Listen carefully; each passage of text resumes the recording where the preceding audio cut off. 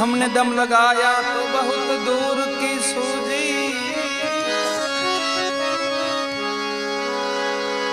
दम लगाया मद्दारी ने उसे गंगूर की सूझी।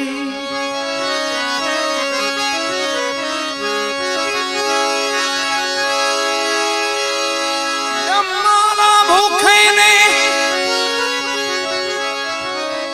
उसे तंदूर की सूझी,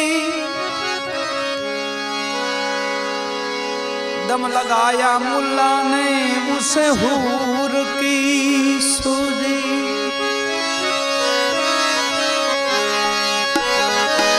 हर एक अपनी मस्ती में मतवाले सतार, सच्चा दम जिन्होंने लगाया उसे नूर की सूझी।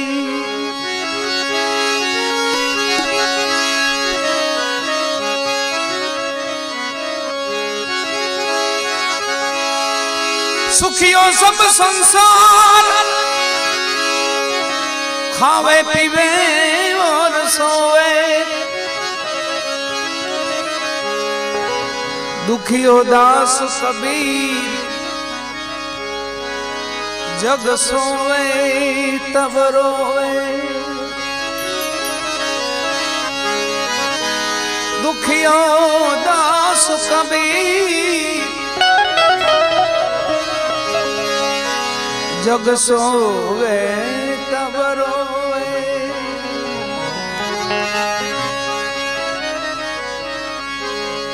दुखियो दास कबीर जग सोवे तब रोवे।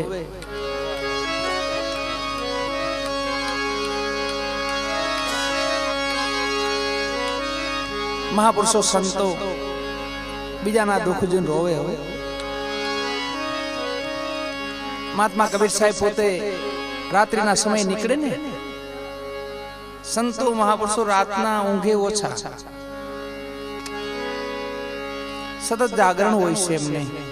हरिभजन में लवलीन होय छे। जगत होतो होय तो एनी माथे पोते जोईने रोए। ओ કેટલા दूर पड़ी गया भगवान थी। एमनाथी परिब्रह्म परमात्मा छेटा जाता पोते होता नहीं हाटू तो के हूँ आराम करशो तो भगवान दूर जाए, छेटा वही जाए, विचार थी वही जाए, भजन थी वही जाए। ए रीते सदगुरु सतार बापू नर्मदा काठे नाव वाला ने के हाल भाई मने कुमरी मरव ने नर्मदा मामा मां नर्मदा ने यात्रा कराव ना।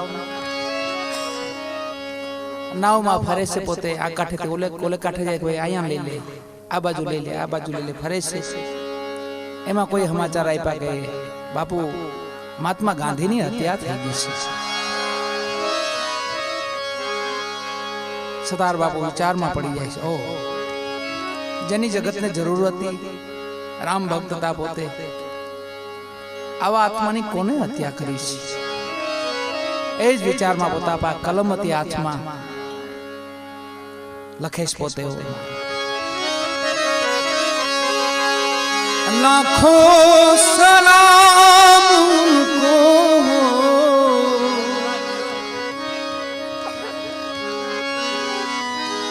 मर के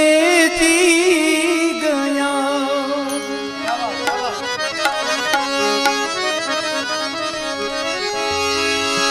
सत्या अहिंसक हिंद का,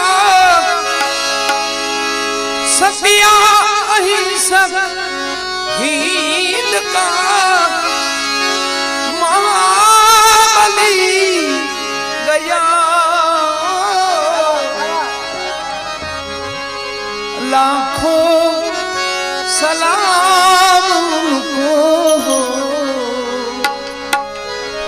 मर के जी गया, मर के जी गया, मर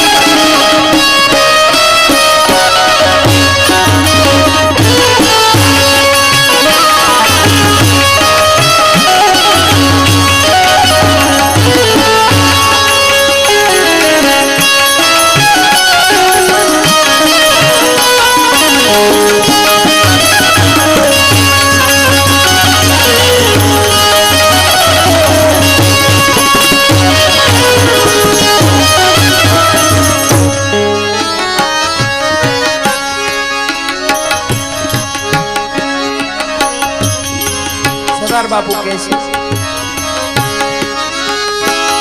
किसी को कहे सतार सा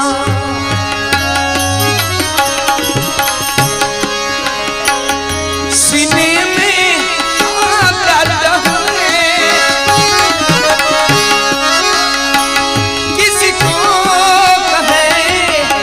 सतार सा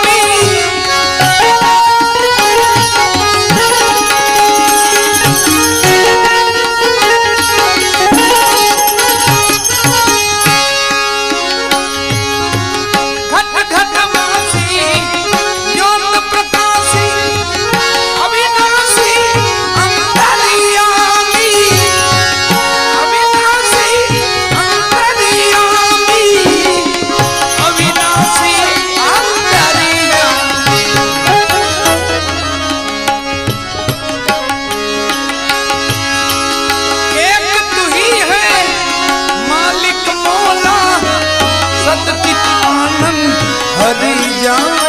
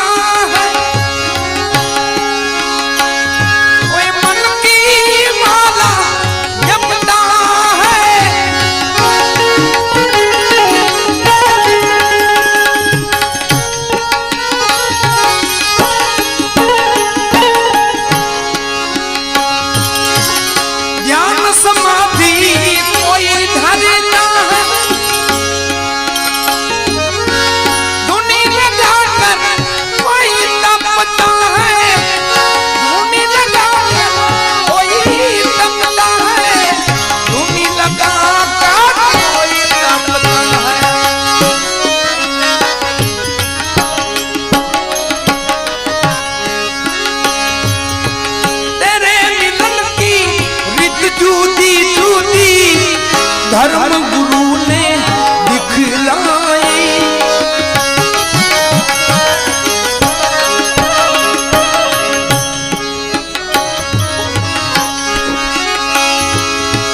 तेरे मिलन की रित जूदी जूदी धर्म गुरु ने दिखलाई। अपनी अपनी होली में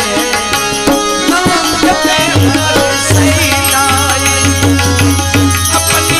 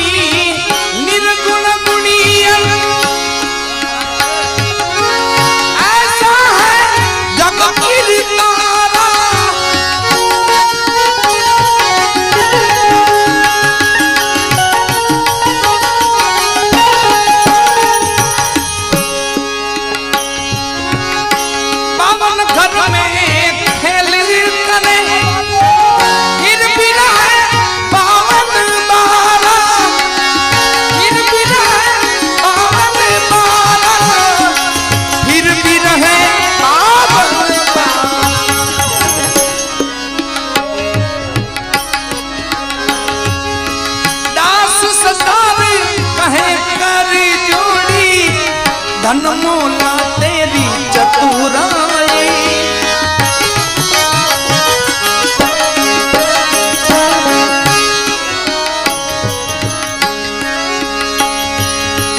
दास सतार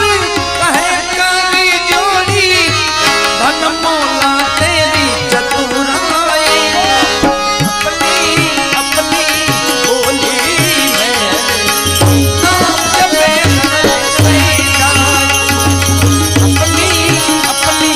बोली में नाम जपे सही हिंदू मुस्लिम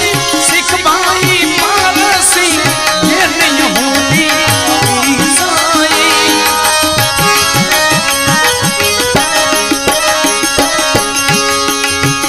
हिंदू मुस्लिम सिख भाई पारसी जैन यहूदी ईसाई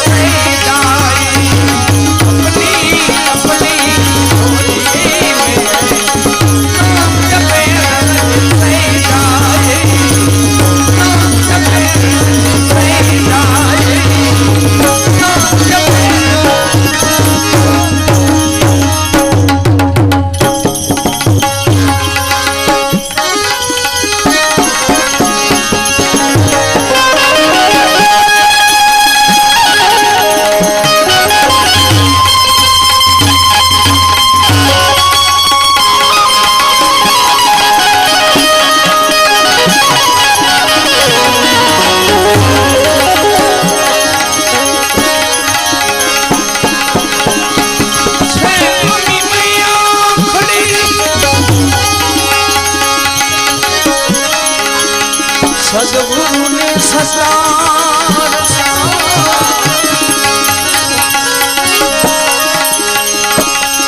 अरे मनी नजरों हूँ तो मंजूर था तो जा मनी नजरों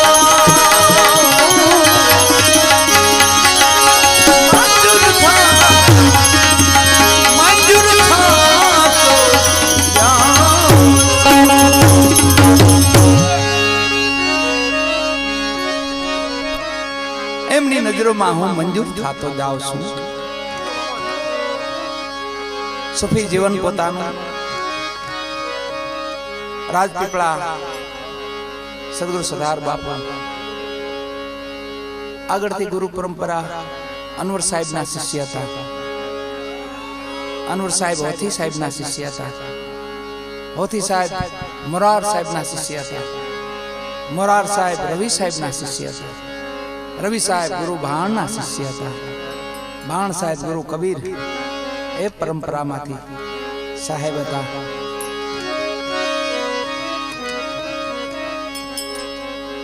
कोई टकोर करी हमने कि बापू आप तो युवा अवस्था सरदार बापू नहीं भजनों में लवलीन रहता पोते कायम माटे भजन गाता पोते आज आपणे बधे आनंद करी पण आज 25-50 वर्ष पहला 60-70 वर्ष पहला सरदार बापू नो एक सदगुरु नारायण बापू कानदास बापू एमनी मोरनो एक सईको एवो हतो के एमां सरदार बापू हता आ रीतनी संतवाणी थती एमां पण सूफी संतवाणी बधे एमां कोई टकोर करी बापू आप तो नुगरा छो तमे कोई गुरु धारणा नथी करी ए बात में हमने मगज में चोट लागी अनवर साहेब नजर में आया विसनगर वडोदरा बापू नो सत्संग तो सेवक ने त्या सरदार बापू जाय से त्या भजन में सत्संग में कीर्तन में धून में आमंत्रण की जरूर नहीं वाला लग्न प्रसंग हो तो बराबर कंकोत्री मोकलवी पड़े आमां तो एवं कई होय नहीं महापुरुषो संतो एमने जाता कोई जरूर नहीं आमंत्रण देवाना सरदार बापू जाय से त्या अनवर साहेब नो सत्संग सेवक नी घरे से सभा में बेसे से पोते અનવર સાહેબે દ્રષ્ટિ કરી સામે જોયું તા સતાર બાપુએ એમની સામું જોયું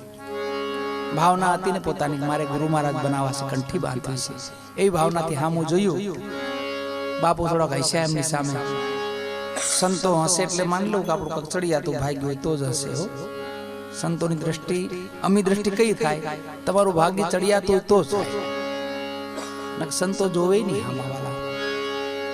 બાપુએ અમી દ્રષ્ટિ કરી સામે તો સતાર બાપુને ખ્યાલ આવી ગયો બાપુ મારી પર રાજી છે અહીંયા કલમ આલી સતાર બાપુને જબ આંખ મિલી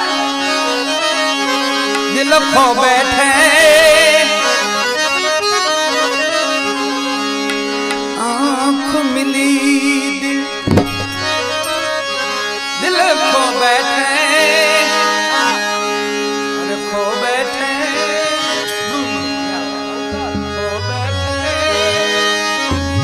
ओ हमारे हम उनके बैठे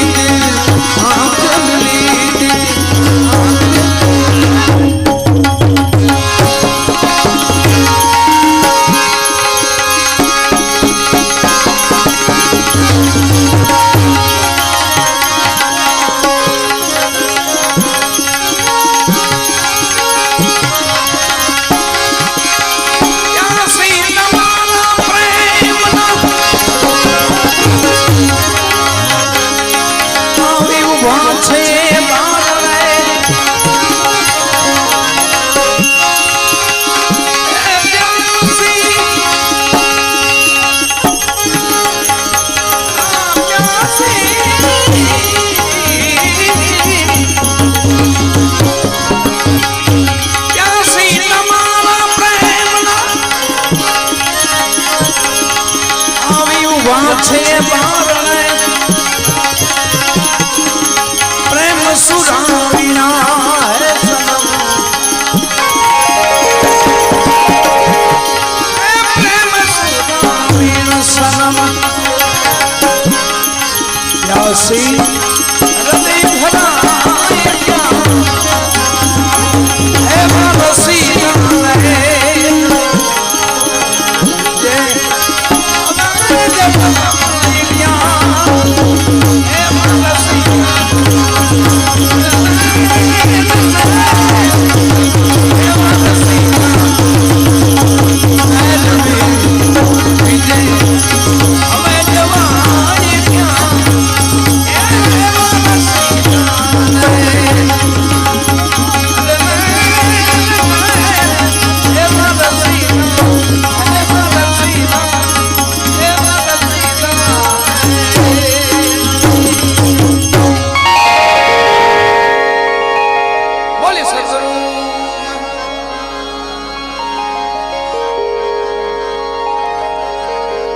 छलू भजन अपने श्री रामदेव जी महाराज ने याद कर चलो रामदेव जी महाराज में एक दौर ले ली त्यारबाद ए मारा रामा धनी ने तारो महिमा घणो रे बेले आओ ए रामाया आवी नैया ने पार उतार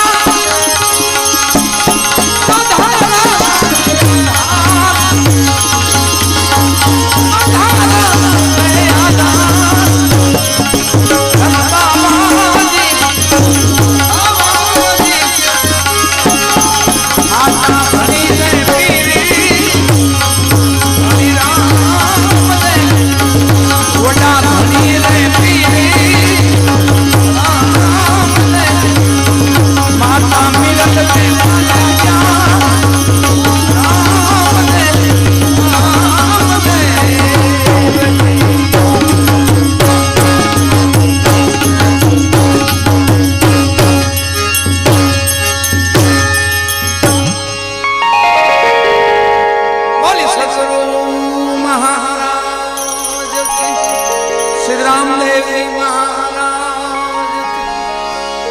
नवदुर्गा मात के कृष्ण कन्हैया लाल के उमापति महादेव के अपने अपने गुरु महाराज के हनुमान जी महाराज के प्रेम से बोलिए नमः पार्वती पतये।